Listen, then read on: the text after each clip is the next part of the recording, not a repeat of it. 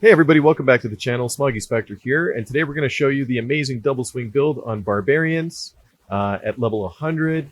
We're going to show you how we were able to speed clear a level 100 vault, as well as the full Uber Lilith fight, the skills we have, the Paragon boards we have, and the planner on max roll, as well as how it's a bit of a variation of Wadijo's double swing barb, as well as the endgame build with a couple of Uber uniques added in Shako and Ring of Starless Skies.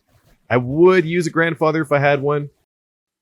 And in that sense, I would replace Edgemasters.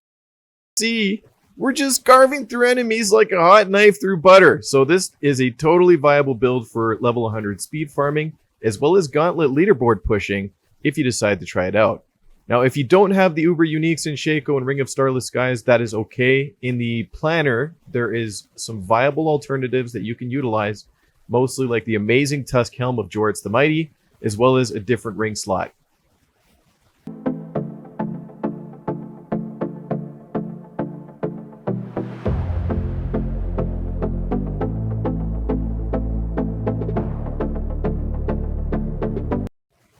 So I'm not going to spend a whole lot of time going through the Paragon board and the skills layout. I will quickly glance over it in the video here just to show you.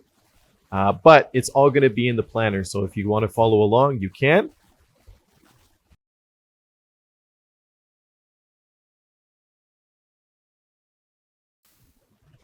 As far as the construct is concerned, we went with Flash of Adrenaline as well as Tempest, with Fortified Duration Tactical Support and Safeguard Efficiency and Breaking Support on the Tempest side of things.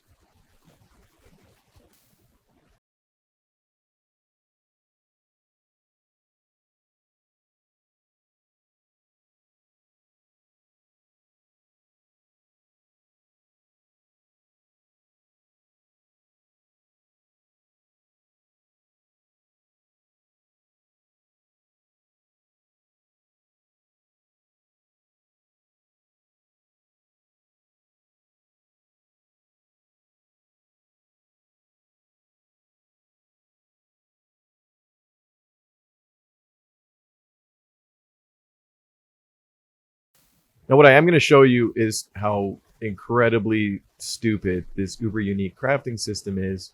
They did reduce it by 1, so now you only have to salvage 4 Uber Uniques to craft the Uber Unique you want to have, but it is still a really bad system, especially if you don't have any kind of bad luck protection. Some people have run Uber Duriel 300 times without seeing a single Uber Unique. In this case, we were lucky enough to find 4 within that time span. So 4 plus the ones we're wearing in the Ring of Starless Skies. So I found an additional Ring of Starless Skies, 2 Andariel's Visage, and 1 Dewbringer, and that is what we decided to break down at this point in time. Again, not a huge fan of this system whatsoever. By breaking down Uber Uniques, you get a crafting material that only comes from them called a Resplendent Spark. Once you have 4, you can go ahead and go back to the Alchemist and craft the Uber Unique of your choice. So in this case, we went with Shako. For those of you wondering whether or not Shako is truly better than Tusk Helm of Jorts the Mighty, which is recommended on several build sites, it is by far, and it's not even remotely close. Tusk Helm is great because of its Berserking proc, but once you get +4 to every skill, it completely changes the game.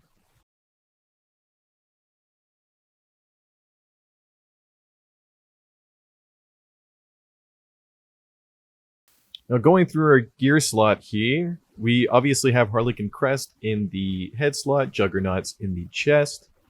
We have Windlasher in the glove slot, Tybalt's Will, Brawlers in the axe slot with Ghostwalker in your boots.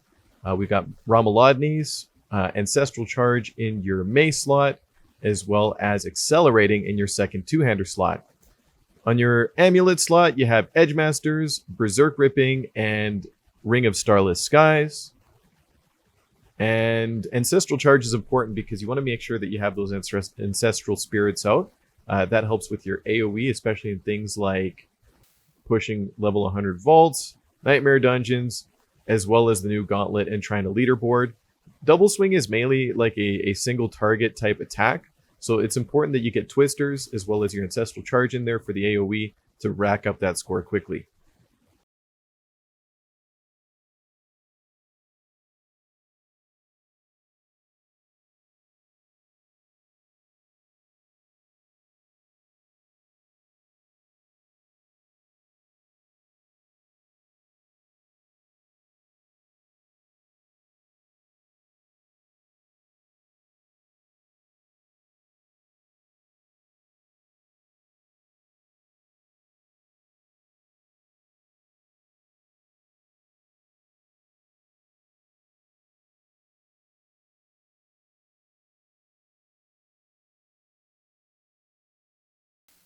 But just look at the way we decimate these enemies. I mean, come on. It takes seconds and you clear an entire room.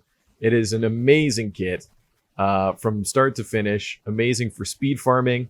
Amazing for bossing. It generally is an S tier all around. And I know that Hoda is probably the more popular build, but don't sleep on Double Swing, especially not for trying to leaderboard.